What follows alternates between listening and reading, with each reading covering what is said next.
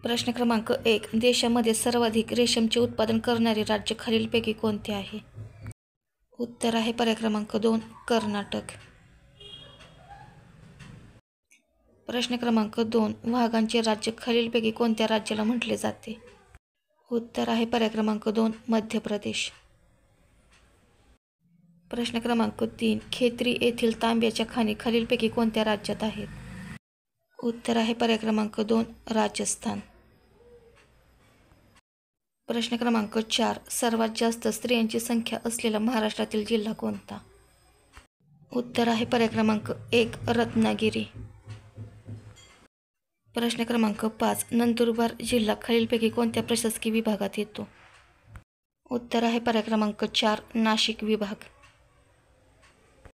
प्रश्न क्रमांक 6. कृष्णा नदीची महाराष्ट्रातील एकूण लांबी किती किलोमीटर आहे? उत्तर आहे पर्याय क्रमांक 2, 282 किलोमीटर.